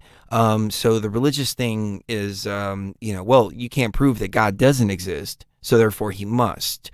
That's a logical fallacy in my opinion. But we have no evidence that the Illuminati ever existed. They must have been so clever they destroyed all their evidence. That's a logical fallacy there. I know nothing about Tank Johnson except that he has a criminal record as long as your leg, but I bet he's really just misunderstood. I don't think that's an appeal to ignorance. The first one would be an appeal to ignorance. We have no evidence that the Illuminati ever existed. Therefore, they must be so clever that they destroyed all their evidence. Appeal to ignorance. False dilemma, false dichotomy. This is one that's used a lot. It's black and white thinking. The fallacy has a few other names. Black and white fallacy, either or fallacy, false dichotomy. A dichotomy is two things. So, for example, we did a show called Flat Earth and Other False Dichotomies, and we were attacked by all different sides, both the pro-globers and the pro-flat earthers as well. And what we were saying in the show is, first of all, the flat earthers, as much as I love them, Mark Sargent is a good friend. Jaron is a good friend. I have many, many, many good friends who are prominent in that field. But a lot of people in the comment section didn't even understand what a dichotomy was. So they're like, how can you say flat earth is a false dichotomy? They just see the word false and that's it. A dichotomy means two different things, and that's it. Two things that are mutually exclusive to one another. So is the earth a globe or is it flat? That was the false dichotomy that we were presenting in that video. Because in actuality, it's a computer simulation. That was the conclusion that we were drawing based on that video, and we're saying, hey, look, both of these avenues here are equally as flawed, because this is a computer simulation that we're living in, and then we laid out our evidence for it being in a computer simulation, both physical evidence and spiritual gnosis as well. But oftentimes, people will try to lock people into a false dichotomy because both of them are wrong or both of them are right. And, I take that back. Both of them are wrong, and the answer actually lies somewhere else. But if you can lock them into a false dichotomy, then you don't get to the answer, and you just lock them in there. Dilemma-based arguments are only fallacious when, in fact, there are more than stated options. That is not a fallacy, however, if there are only two legitimate options. So, for example, 2020, we were going to go down the Trump timeline or we were going to go down the Biden timeline. We might have gone down the, I don't know who was running in the Green Party or whatever other parties there were, but it's not really probable. But so we were really looking at two different timelines that we can go down. If there was a third option, then, oh, great, there's a third option. But as we've seen, there is no third option. So that wasn't a false dichotomy. That was a dichotomy that we found ourselves in, and we made the choice to go down the Biden 2021 timeline. For example, either Led Zeppelin is the greatest band of all time or they're not. That's a true dichotomy because it's saying that Led Zeppelin is the greatest band or they're not the greatest band, since there's really only two options, A or non-A. It would be fallacious, however, to say there are only two kinds of people in the world, people who love Led Zeppelin and people who hate their music. Some people are indifferent about their music. Some sort of like it, some dislike it, and others have strong feeling. Don't have strong feelings either way. And some people haven't even heard Led Zeppelin's music before too. So you see, there's many different other options. I see we got another super chat by Sean. Thank you, Sean. Does your show do guests and panels? I have different people in mind. Think that would be good fit. Thoughts? Yeah, Sean, definitely. Send Cherie Geo an email. Give us a couple names, and we used to have guests on all the time. And if you go to tfrlive.com, we've interviewed pretty much everybody. We've interviewed Joe Rogan, we've interviewed Dennis McKenna, we've interviewed all the names, David Icke, literally everybody. It got to a point though where we stopped doing interviews and just started doing more kind of hangouts and just talking with our tribe. And my favorite type of show is call-in shows, because in my opinion, you guys are the best guests. George Kovasalos is one of my favorites. Actually, Aset has been hitting me up a couple times, and I need to get back to her because we're going to have her on in the next couple days. Also Amir from Insanity. There's several others. I've just been a lot more conservative with who we have on, because there was a point, kind of going a little bit off point, where we were being considered to be the guest host of Coast to Coast, and so we were doing what Coast to Coast was doing, and we were on GCN. We were leading in for Alex Jones on GCN, which was an honor at the time, but we would have a lot of different guests on, very big name people. But I found myself sitting back and, not saying certain things. And one thing that I learned from George is to keep a neutral position when interviewing people, and especially when doing a radio show. I mean, I think that's why George Norrie is so successful, because he's always kept like a neutral position. And I remember watching an interview with him, and they asked him, do you believe all the stuff that people talk about on Coast to Coast? And he said, I believe that they believe it. Very, very, very neutral answer. And but you know what? I found my real tribe when I started speaking from my heart. and we garnered a lot more hate, no doubt about it, because when you state your position on something, you're going to have, half of the people out there who just hate you for it. And that's just the way it goes. So, a neutral radio show host is one of the best. Also, a very, very overly opinionated radio show host is also the best as well. Alex Jones, for example, very, very, very opinionated. So we tried that, but I backed off the guests a little bit because a lot of the stuff I wasn't resonating with, and I just, I got to a point where I was like, I don't want to sit here for 2 hours and listen to somebody spew a bunch of bullshit. And I mean, there was this one guy, and I'm not going to name anybody by names, but he was talking about some fucking UFO thing that happened in like 1945, and it was like some alien that landed supposedly in New York, and it looked like a big, 1950 style robot and all this shit. And I was like, you're just trying to sell books on some bullshit, dude. Like, maybe that event actually happened, but how do you know anything about what happened in 1945? How do you know about it? You've researched it? Okay, fantastic. But it was just like, it was daunting, and it was getting to a point to where I was falling asleep on some of the shows, and I was just like, I'm only looking for real people. And I could say George is definitely real, and a few others as well. And then I saw some of the other people that we have had on the show before, and they all started turning into Biden supporters and stuff like that. And everybody's entitled to their opinion, but it's like the cabal is like Truth 101 in my opinion. And it's like, if you can't even get beyond that, you don't have to support Trump. Don't get me wrong. I mean, you can go to our YouTube channel. January 20th, 2016, I did a video called the Trump inauguration through an anarchist perspective. And I said, even if he's the next best thing since sliced bread, it's still, government is flawed by its very nature of existence. Government is mind control, and we don't need government. The problem is that he ran the country so well, his policies were so great, people were prosperous, that I was like, hey, maybe the system isn't as broken as I think it is. It's the people running the system that's broken.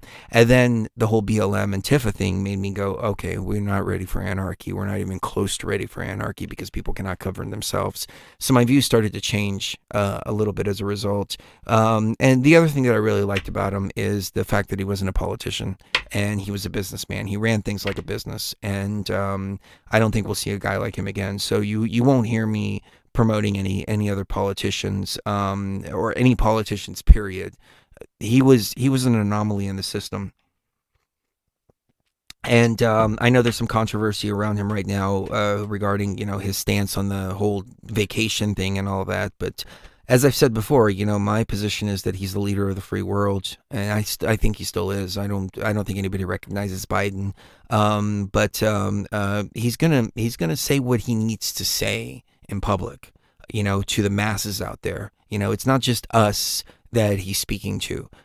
He's speaking to the entire world, and he has to consider the entire world's opinions. One of the things that I am all about is freedom of choice. If you want to get it, go get it. If you don't want to get it, don't get it. If you want to wear a mask, wear a mask. Even the mask thing, I wouldn't have supported that at all, period, because the right to wear one, because that's safety concerns. Somebody walks into a store with a mask on, you don't know if they're going to rob you, rob anybody else, or if they're just there to buy something.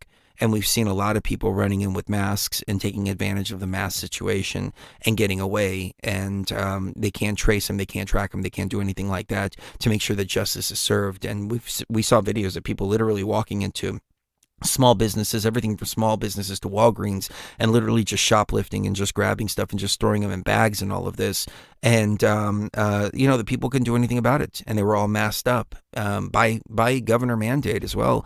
And then in Washington, they defund the police department, and then crime goes up, and then the police say, okay, we're not going to enforce any theft under $1,000. And you've got small businesses just being stolen from on a daily basis over there. I mean, it's a really ridiculous and really bad situation. I didn't mean to divert off and veer off into all of that, but a lot of the New Age people as well, New Age people pushing the vacation too. It's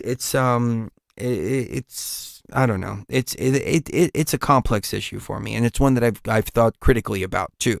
So maybe I need to use the SIFT method when it comes to all of that. But no, we'll welcome anybody who's real on the show, no doubt about it.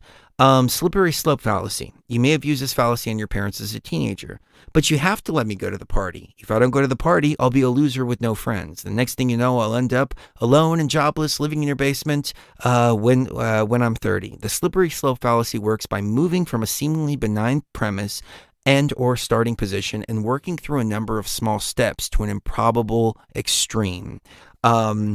We saw all this happening in the end of 2019, going into 2020 and the end of 2020 as well. Oh my God, Trump has the nuclear codes. He's going to detonate them. He's going to go crazy. He's going to do this. He's going to do that. We have to impeach him right now, et cetera, et cetera, et cetera, et cetera. It's that slippery slope fallacy, which is absolutely absurd, but the mainstream media ran with it so much. And when you pick up on stuff like this, then you're like, that's propaganda, that's propaganda, that's propaganda, that's propaganda. I don't need somebody to put a bunch of emotionally charged words into what they're telling me. I just want to hear, when I'm watching news or reading news, I just want to read the information, which is why I usually go to the source material itself, like the impeachment trial, for example. I watched that in full. Trump speeches, I watch those. I want to hear what the source says, not what somebody told me that the source said, for example. But back to slippery slope fallacies. The fallacy is not just long series of causes. Some casual chains are perfectly reasonable. There could be a complicated series of causes that are all related, and we have good reason for expecting the first cause to generate the last outcome. The slippery slope fallacy, however, suggests that unlikely or ridiculous outcomes are likely when there is just not enough evidence to think so. It's hard enough to prove one thing is going to happen or has happened. It's even harder to prove a whole series of events will happen. That's a claim about the future, and we haven't arrived there yet. So I'll skip over to the next circular argument. I think a lot of you married guys out there are very familiar with the circular arguments. I know I am. I don't know if Mrs. Gio is still listening or not, but we have a lot of circular arguments all the time. When a person's argument is just repeating what they already assumed beforehand, it's not arriving at any new conclusion. We call this circular arguments and circular reasoning. If someone says the Bible is true because the Bible says it's true, that's a circular argument. And we hear that in the Bible all the time. It's kind of funny that this kind of lines up with the show we did yesterday. They're assuming that the Bible only speaks the truth, and so they trust it to truthfully report that it speaks the truth because it says that it does. So Fox News, for example, we report, you decide. People assume, and that's exactly what they're trying to get people to do, is say, okay, these are good news sources, so I'm going to listen to everything that they say and take it at face value. But because they say that it's true. We saw this with the Center for Mind Control and Propaganda, which I started to call the CCP, the Center for Mind Control and Propaganda. And so people say, well, they said it, so it must be true. But in actual fact, a lot of the stuff that they said turned out to not be true. And it was important to look at the information. If we didn't just look at the information, then we wouldn't have found out about the Wuhan leak. Even though we knew about the Wuhan leak, because we took the time to look at the information. But if we were just looking at what they were saying, the Wuhan leak wouldn't be out there. The Wuhan report actually just landed on Biden's desk just today or yesterday, and everybody's been hush-hush about it. It's been all focused on Afghanistan, and he's kind of just left on vacation. Afghanistan, in my opinion, is just a big distraction. I might talk a little bit about, what I believe to be a coming false flag, because it seems to be like things are lining up for that. I don't know if I can still say that on YouTube or not, but I might get into that after we go through a couple more of these. If A is true, therefore B is true. If B is true because A is true. So that's another circular argument. Hastily generalization. A hasty generalization is a general statement without sufficient evidence to support it. A hasty generalization is made out of a rush to have a conclusion, leading the arguer to commit some sort of illicit assumption, stereotyping, unwarranted conclusion, overstatement, or over-exaggeration. We saw this in the beginning of 2020 with the whole zombie virus situation. Normally we generalize without any problems. It's necessary, regular part of language. We make general statements all the time. I like to go to the park. Democrats disagree with Republicans. It's faster to drive to work than to walk. Or everyone mourn the loss of Harambe, the gorilla. Indeed, the above phrases all the time is a generalization. We aren't likely making these statements all the time. We take breaks to other things like eat, sleep, and inhale. These general statements aren't addressing every single case. They're speaking generally, and generally speaking, they are true. Sometimes you don't enjoy going to the park. Sometimes Democrats and Republicans agree. Sometimes driving to work can be slower than walking if the roads are all shut down. For a Harambe, I'm going to skip through this. So a simple way to avoid hasty generalization is to add qualifiers like sometimes, maybe, often, it seems to be the case, etc. When we don't guard against hasty generalizations, we risk stereotyping, sexism, racism, or simple incorrectness. With the right qualifiers, we can often make a hasty generalization into a responsible and credible claim. And the mainstream media has been doing this, hasty generalizations, which, in my opinion, have turned out to be flat out racism in some cases. Saying that black people are too poor and too stupid to go to the DMV to get an ID, for example. Extremely racist, hasty generalization there. All Trump supporters are terrorists, domestic terrorists. They call them deplorables, all kinds of stuff like that. So there's multiple logical fallacies in the stuff that's coming out of the mainstream media, which, again, when I hear it triggers me, but not triggers me in the traditional leftist sense, but triggers me to go, hey, this is propaganda. I'm being manipulated here. And these are all the ways that I've used to avoid being manipulated, which is why I've been able to see things with 2020 vision. And why I've been able to rationally change my conclusions from January 20th, 2016, where I was like, they're all controlled, to 2018 going, there's something different going on here. Back to 2021 right now, asking the questions again, maybe it was all part of the agenda. I really don't know. I don't have a definitive conclusion on that, but I'm open-minded enough and think critically enough to consider the information that I have in front of me, and also not only just the information that I have in front of me, but past information as well. So if we're looking at Trump, for example, on a grand scale, great economy, no wars, peace deals all over the world, all that. You've already heard the reasons why I love the guy. And then you have the vaccine thing too. Oh, I said it. The vacation thing, too. And a lot of people say, well, because of the vacation thing, he's all bad. And I'm like, I don't know. I think a little more critically than that. And I don't expect to agree with anybody 100%. As I've always said, if you agree with somebody 100%, you're probably not thinking for yourself. And that's what that whole article at the beginning was all about, is to get you to not think for yourself and instead just trust them, and that's it. Don't even think. Just pull your brain out, close your eyes, do all of that.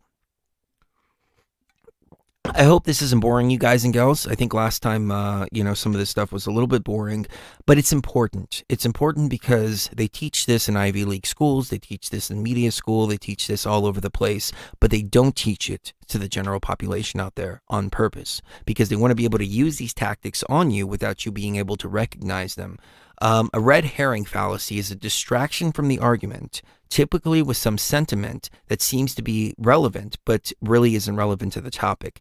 This tactic is common when someone doesn't like the current topic and wants to detour into something else instead, something easier or safer to address. A red herring fallacy is typically related to the issue in question, but isn't quite relevant enough to be helpful. Instead of clarifying and focusing, it confuses and distracts. The phrase red herring refers to a kippered herring, a salted herring fish, which was reddish brown in color and quite pungent.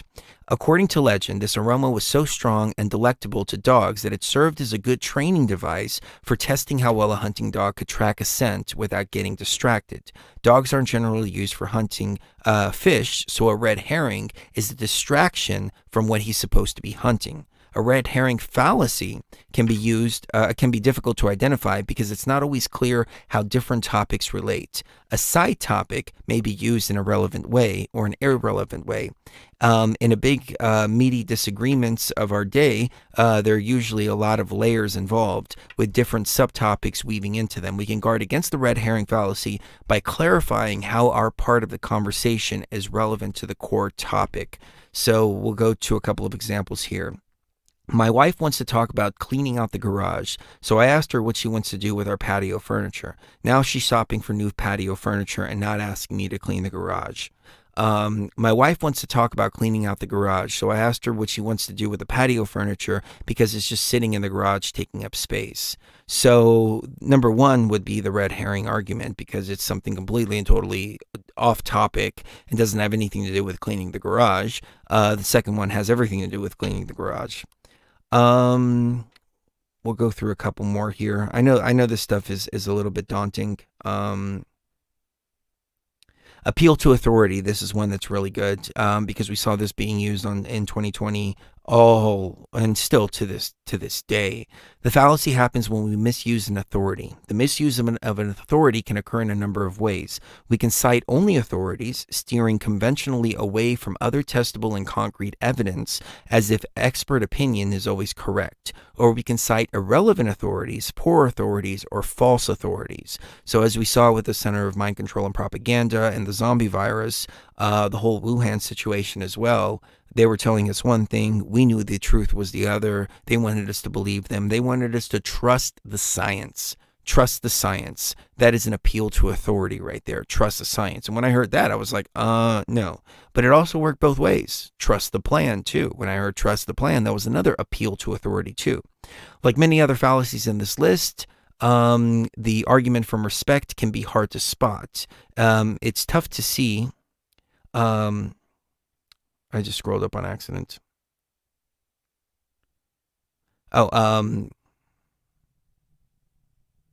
It's tough to see sometimes because it's normally a good, responsible move to cite relevant authorities supporting your claim. It can't hurt. But if all you have are authorities and everyone just has to take their word for it without any other evidence to show that those authorities are correct, then you have a problem. And when you can't question those authorities, then you have an even bigger problem, but that's taking it to a whole another level. Often this fallacy refers to irrelevant authorities, like citing a foot doctor when trying to prove something about psychiatry. We see this on Twitter all the time. Even Jill Biden puts doctor in front of her name, and doctors are like, you're not really a doctor, okay?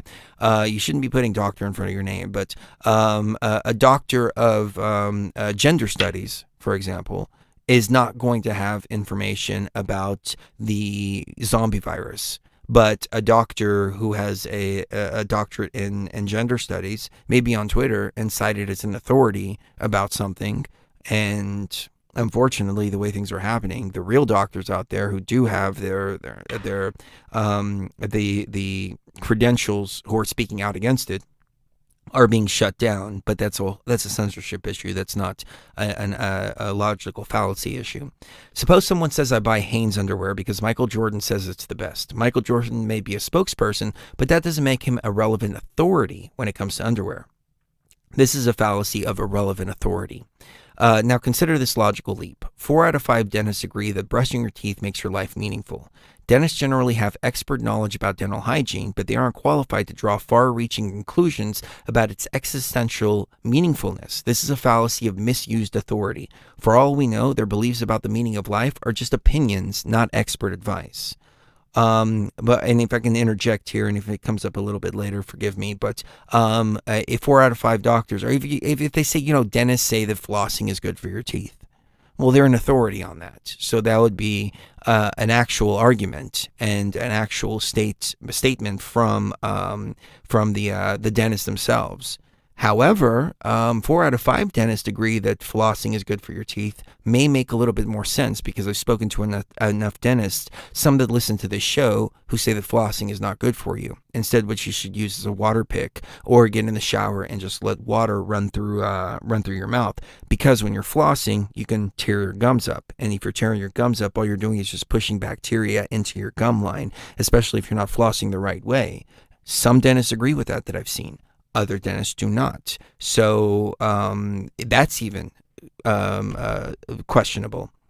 Let's go down to evocation happens when a word, phrase, or sentence is used deliberately to confuse, deceive, or mislead by sounding like it's saying one thing, but actually saying something else.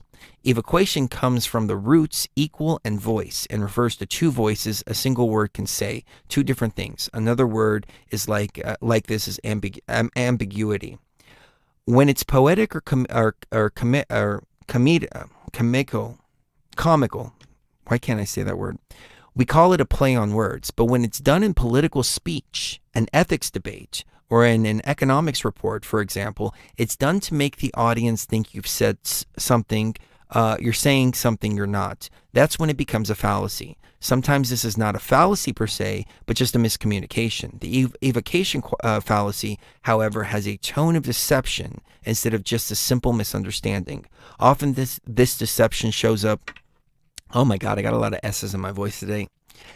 Speaking of dentist, I had to go get a implant here, and they put a temporary on this tooth. And then I was getting food stuck in the temporary, so they had to pull the temporary out temporarily. A lot of temporary stuff, and then put a healing cap on it for 2 weeks, and then they said I can get my temporary back here. So I have a little hole in my tooth here, and I'm like, anyways. The evocation fallacy, however, has a tone of deception. Often this deception shows up in the form of replacing unpleasant words with nicer terminology. For example, a euphemism might be replacing lying with the phrase creative license, or replacing my criminal background with my useful indiscretions, or, for example, replacing the word torture with enhanced interrogation tactics, replacing the word soldier in the Geneva Convention with enemy combatant, for example. So, we've seen those fallacies used all the time. Appeal to pity. Obviously, this characterization, I skipped a part. Argument to passion.